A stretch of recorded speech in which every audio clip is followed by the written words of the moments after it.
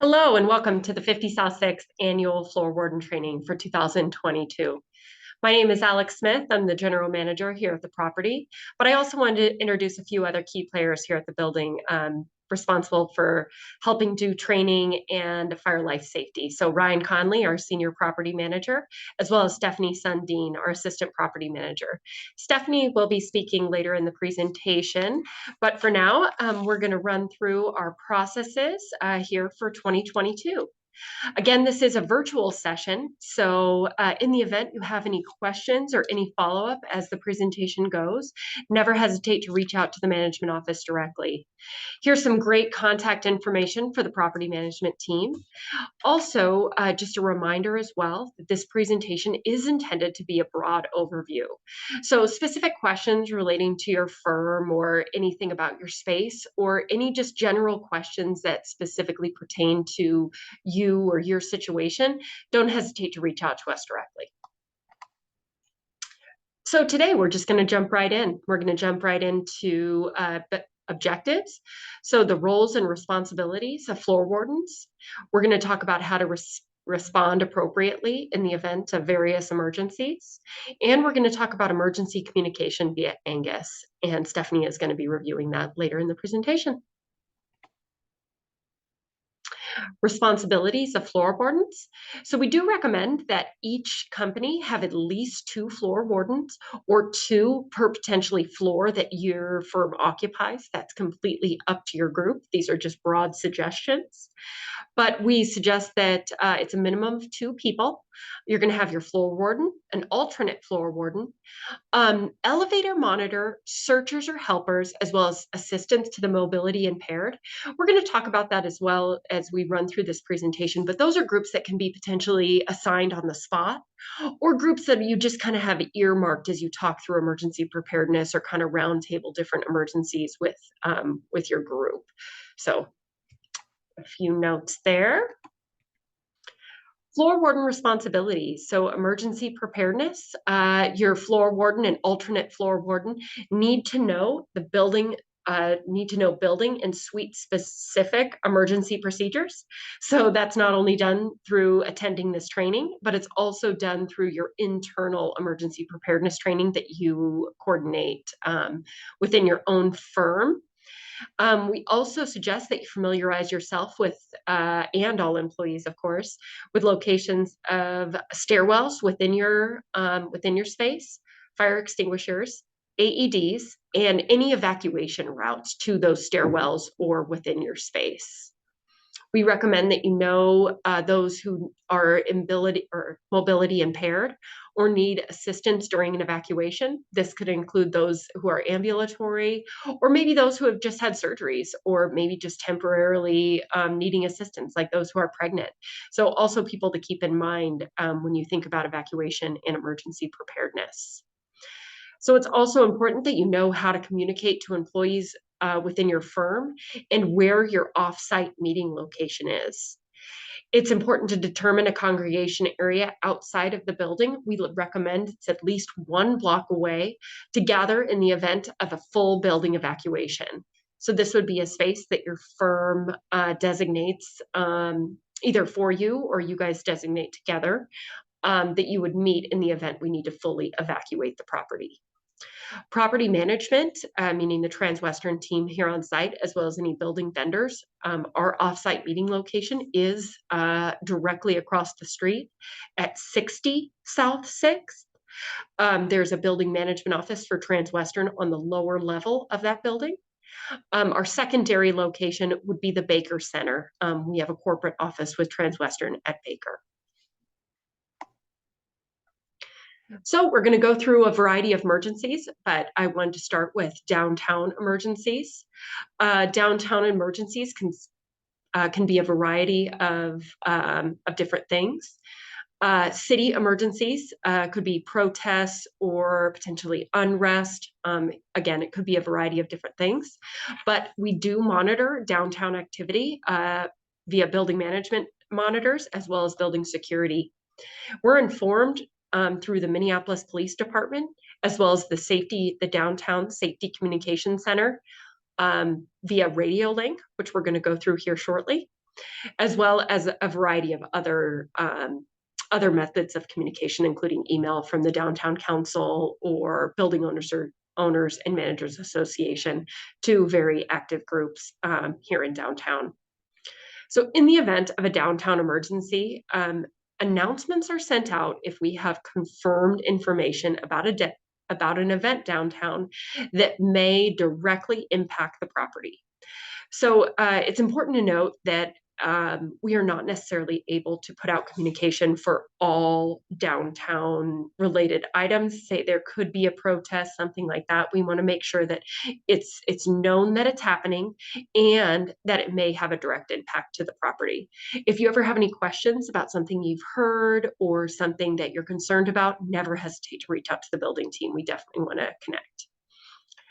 Emergencies, for downtown emergencies, in the event it is deemed that it is going to have a property impact or it escalates to the level where we feel it's an emergency, we will use our emergency communication center or emergency communication method via Angus, also known as MIR 3. And again, it's only used in the event of an actual emergency. So next, we're going to talk about the radio link system. So this is a city-provided system that's used to connect the Minneapolis Police Department, First Precinct. So that's the precinct that services downtown and, of course, this building, as well as the Safety Communication Center. It connects private buildings, so such as 50 South 6th, to law enforcement and other properties in downtown. So currently, the Radio Link system program is used by more than 60 buildings across downtown, meaning that buildings such as IDS or City Center, all their building securities 24/7 do have access to the system, and we are able to communicate, which is a great reminder for, I think everyone's heard this term, see something, say something. In the event that you're downtown and say you're walking through a skyway and you notice something that you'd like to report, but don't necessarily think it escalates to a 911 call, it's something that you can notify building security, whether you wait to notify the 50 South 6th building security, or say you go to the IDS security team, you can let them know, hey, I noticed, XYZ situation, and I think it should be called out over Radio Link. It's a really powerful tool, and it's something the city of Minneapolis, as well as, all the buildings downtown are really proud of. Again, it's something that we use daily and a great resource that we have available to us. Next, we want to talk about unwanted persons. We also call them BOLO, which is a be on the lookout. So this is used, there's a tool we have available here at the property and is used for low-level concerns to inform people that they are not allowed on the property. So we are fortunate here at the property that we are a fully secured building, meaning that we have the turnstiles in high and low rise, as well as fully secured elevators in the low rise. So this is something in the event you have somebody that you don't want on the property. This is a great way to communicate to us. So pictures are very useful, but if you don't have any pictures, if you could please let us know if this person has been on site. We do have a great video security system, so oftentimes we're able to pull video footage. But again, if you have any pictures, it is very helpful.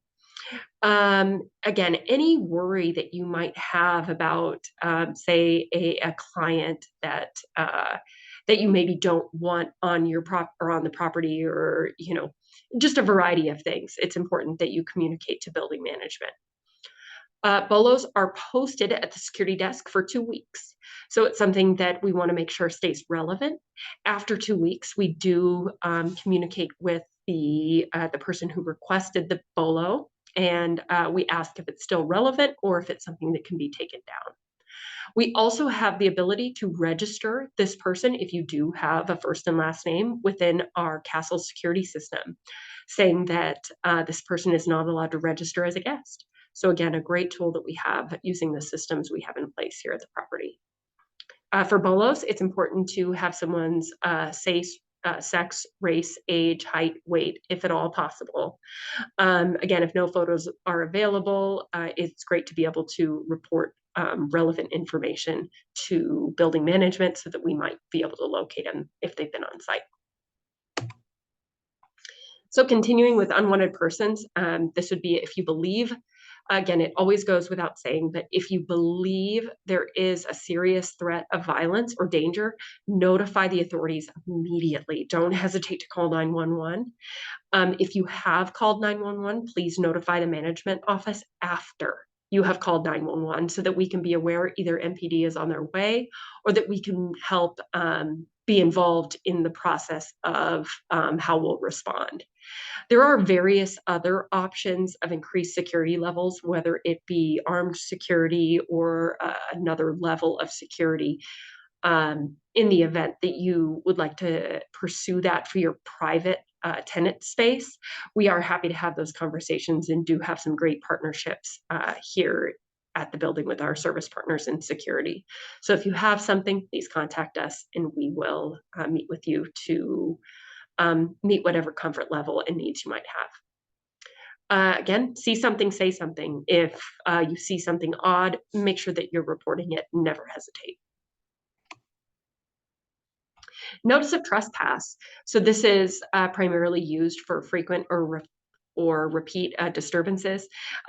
Frankly, this often happens when it's somebody who maybe is coming in off Nicollet Mall and is sleeping on the couches constantly in the lobby. It would be somebody that we've repeatedly asked to leave, somebody that we've repeatedly connected with downtown resources, say community outreach, and they just won't leave, or they're creating some sort of ongoing disturbance.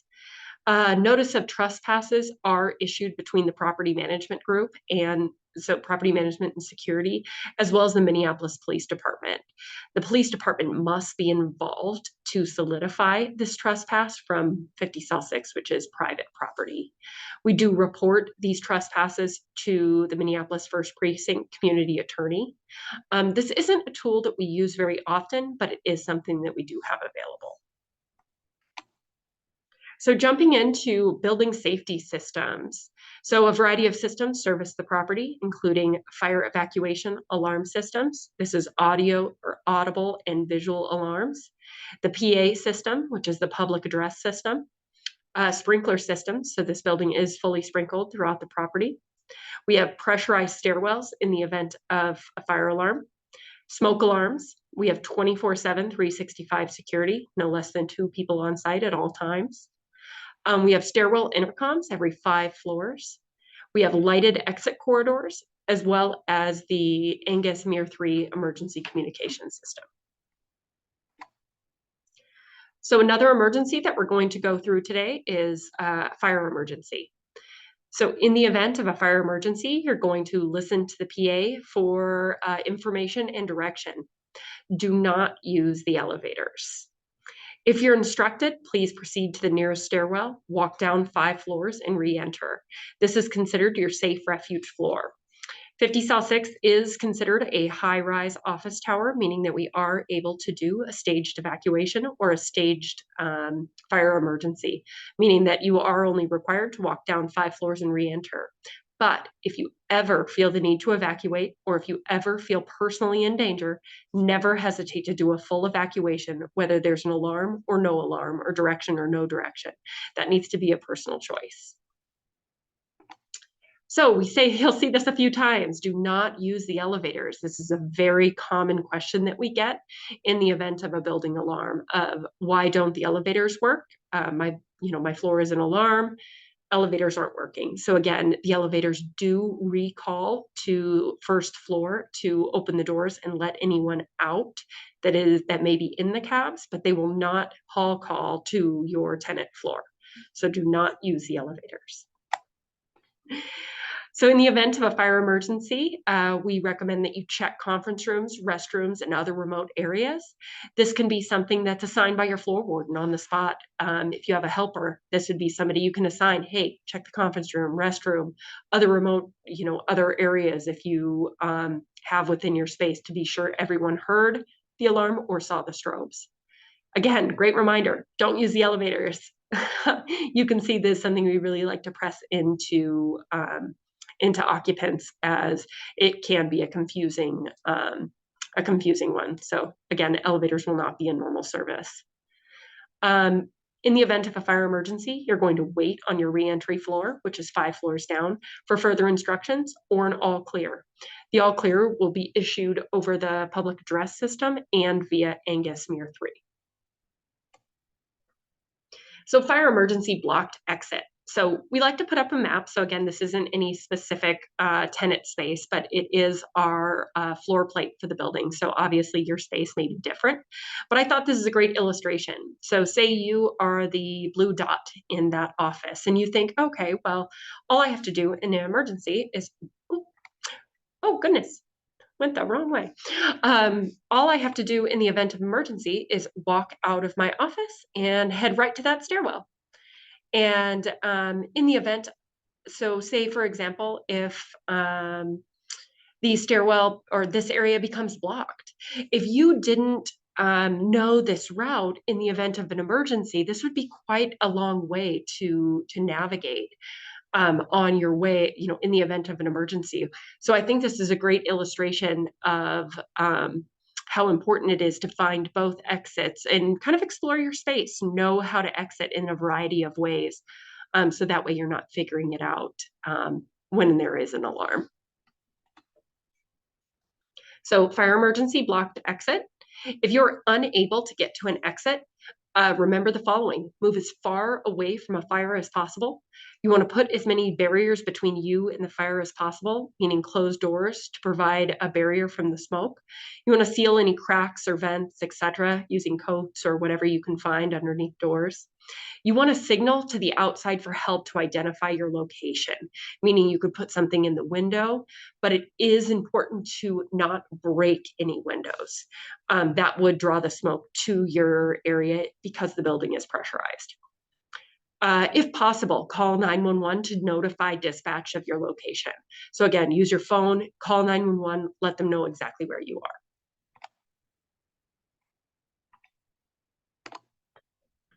An evacuation response. So in the event of an evacuation, it is very similar to the fire response, but an evacuation would take you off site and all the way out of the building. Listening to the PA for announcements and information. You're going to proceed to the nearest stairwell, walk down to the first floor, and exit the building.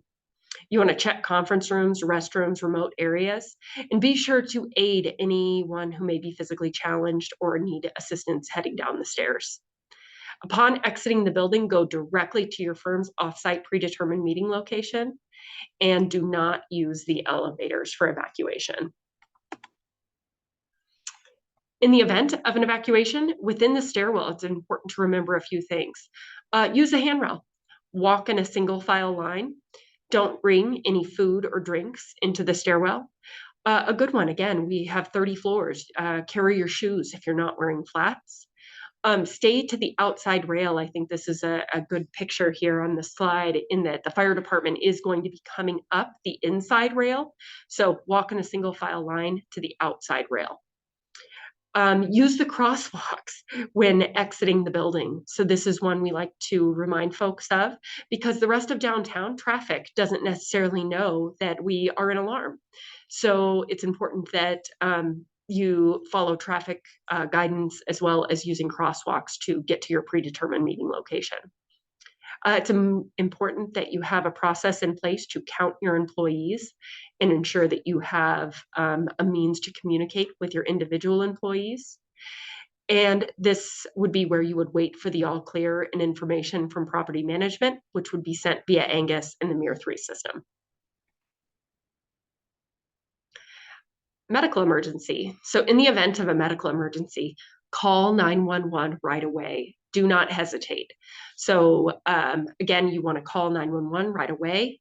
If there's a medical emergency in your suite, call the building management after you have called 911, so that way we can assist with getting emergency personnel to your space. So again, call 911. You want to clear the area for emergency personnel and a stretcher to access the location. And we recommend your floor warden send helpers to the freight elevator lobby to direct the fire department and the EMTs to the person with with the emergency. This would be a great one for your floor warden to assign on the spot. It's a great way for people to help, and it's a great way for us to get to the emergency as quickly as possible.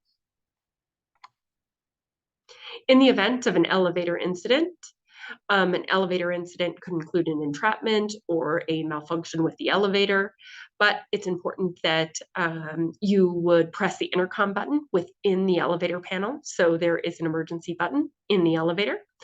You want to stay calm and speak as clearly as possible. Security will have your exact location and will notify elevator technicians immediately. A few do nots. Do not leave the elevator cab if it stops between floors and the doors open. So if the cab is not level, do not leave the cab. Do not ever try to climb or jump to a floor above or below, and do not attempt to pry the doors open. In the event of a power outage, so unlikely, but it's possible. In the event of a power outage or a major loss of utility, the base building emergency generator will operate, but it will not operate the building as it is today. The public address system will work. The emergency generator will support the public address system, the fire life safety systems, including lighting, the PA, and a stairwell and corridor lighting, and elevators. But they will function a little bit differently. So in the event that you are in a cab, or in the event you're in a cab, in the event of a power outage, the cabs will return to the first floor one at a time per bank. So it may take a bit of time, but they will return to the first floor and the doors will open for people to exit. Severe weather emergencies. So severe weather emergencies are notified to us via the Civil County Defense Warning System. So the outside sirens, we hear them the first Wednesday of every month. The building management and security also monitor the weather broadcast radio, so meaning the NOAA radio system. We also monitor via our phones. I believe most people these days do have the ability to get emergency communication from the weather service via our phone. So I think we've probably all seen this on our personal time, that your phone will notify you if there's something in your area. If warranted, the building management will notify tenants via the Angus Mir 3 system. And in the event of imminent oncoming weather that will be a danger to the property, we may make an announcement over the PA system. So a few items to remember in the event of an emergency. So you want to listen to the PA system for information. You want to monitor the weather yourself, if possible. You want to move away from the perimeter of the buildings. You want to avoid areas with glass as much as possible. Move into an enclosed area on the floor, like an elevator lobby, a corridor, restroom, or stairwell. And you want to wait for the all clear before returning to your office. So moving into a bomb threat. So in the event that there is a bomb threat at the property or you receive one, be sure to call 911 using a landline phone. This is still the recommendation from the police department and the Department of Homeland Security. You want to notify property management or security after calling 911. You want to ensure that you do not touch any suspicious packages. When calling 911, you want to be sure that you also notify security and building management and provide as much information as possible. You want to state clearly that you have received a bomb threat. You want to tell us your name and your suite number. And then depending on the recommendation from the Minneapolis Police Department, it's often recommended that you keep this information as confidential as possible until the Minneapolis Police Department arrives on site. One thing we can say about this is that the police department will arrive quickly. 50 South 6 is located in the CBD, downtown Minneapolis. Resources will be here very quickly in the event that something like this comes up, and they will be handling the situation and telling us how to appropriately respond at that time, given the details of the situation. Next, we're going to talk about active shooter situations. This is a really challenging topic to talk about, but it's something extremely relevant and extremely important to talk about. So from the Department of Homeland Security, they've developed a training program. It is called Run, Hide, Fight. It is about developing your own survival plan. Active shooter situations are extremely unpredictable, and it's important that you think through what your own plan would be in the event of a situation. So again, you want to talk through different scenarios. You'll want to talk about it within your office and even in your personal life. We recommend that you distribute the Run, Hide, Fight video to your coworkers and family. And we're actually not going to show it for this virtual session, but we do recommend that you watch it on your own. The QR code located on the slide here is the link to the system.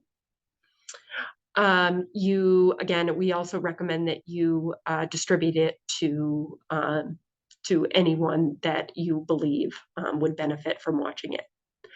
A few indicators of heightened awareness could potentially be an employee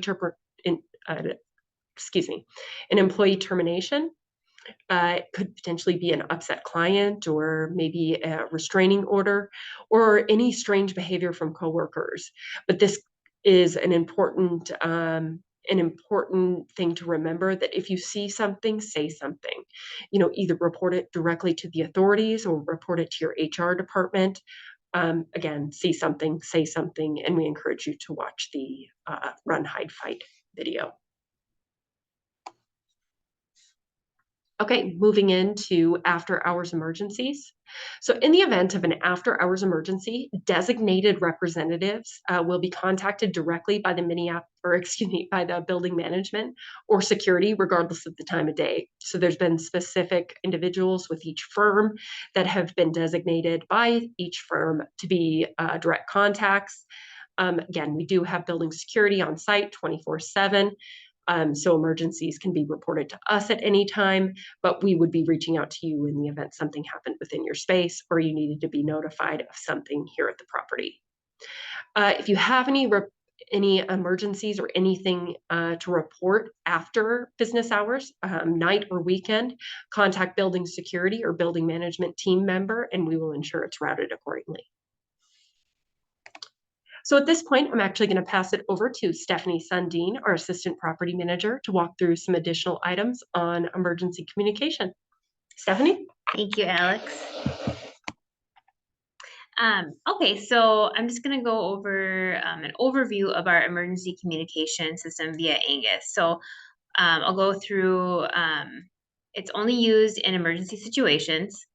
Only registered users will receive notifications, and it's important to keep contact information up to date. So as you can see, there's a couple portals that you can go on to get to the Angus system. So there's the angusanywhere.com, and then you can also access the tenant portal through our 50 South 6 website. So then tenant contact should already have an administrative username and password set up to access the portal. This gives them full permissions to add, delete, and edit both emergency and non-emergency contacts to the firm.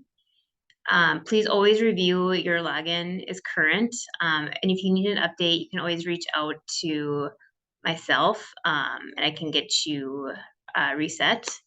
But always make sure when you're in the system that the names that you're entering are free of any grammar errors. Otherwise, that person won't get that notification. And it is very important to note that it's the tenant's responsibility to keep the database up to date. So please log in at least quarterly to ensure your database is up to date. Just a quick overview on when you're on the tenant portal and how to add someone. So again, here's the URL. So once you log in, under the main menu at the top left-hand corner, you can choose from My Colleagues and New Colleagues. The My Colleagues tab allows you to review who is already receiving communication, and you can add a new colleague, which will bring you to the next Colleagues tab. So From here, under the new colleagues tab, you can enter in the individual's information and check off the necessary boxes of what you want them to receive. And always remember to save. Under the main menu, which is the top left-hand corner, you can choose from my colleagues and new colleagues. Again, if you have any questions and or if you're having any problems getting someone added, feel free to reach out to me. And here is my email.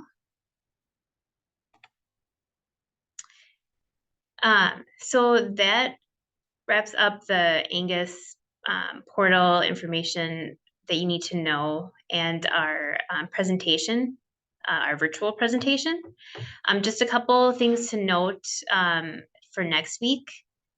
We have our upcoming fire drill. That'll be Thursday, November 3rd at 9 a.m.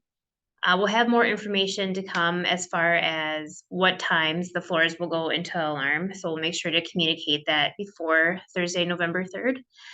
In addition, we're going to have an annual testing of the Angus emergency notification system that will be also next Thursday, November 3rd at 8:30 a.m. So right before the fire drill. So that's a good practice of seeing who will get emergency notifications, and we'll let you know if you need to add or take anyone off that notification list.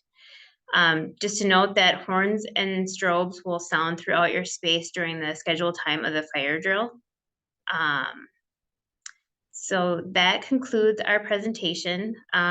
Feel free to reach out to myself for any questions that you may have, and I'd be happy to get back to you.